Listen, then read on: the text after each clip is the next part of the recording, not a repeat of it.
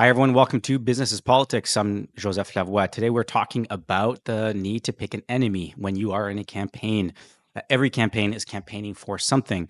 It also means there's clarity around what the obstacle is, what the enemy is. It doesn't necessarily always have to be a person or another entity, and certainly doesn't have to be government. But it helps to have an enemy in the window that you are fighting against to achieve your regulatory or campaign objectives. I've seen this firsthand.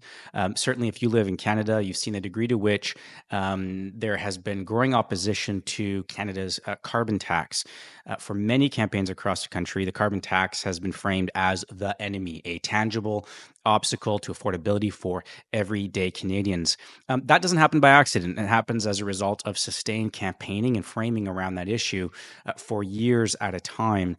And that framing gives campaigns a rallying cry. It simplifies their message and it unifies their base around a shared frustration. So here's what happens when you define an enemy. It rallies your supporters. It gives them a clear focus. And in the case of the carbon tax, it has become a symbol of government overreach for some, and it's and a call for fairness from others. Having an enemy also simplifies the narrative. Suddenly, you're not fighting a vague concept like "quote unquote" climate policy. You're fighting a specific tax that impacts families and businesses. It also, when you pick an enemy, it gives you an ability to focus your resources. So in this case, by targeting the tax, campaigns could zero in on legislative changes, legislative repeal, or public pressure on key policymakers. It gives you something very concrete to put in the window.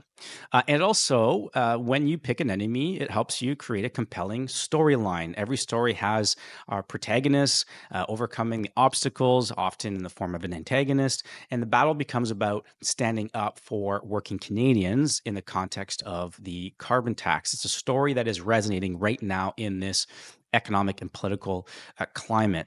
We've seen this time and time again in political campaigns, the effectiveness of picking an enemy that people can wrap their heads around.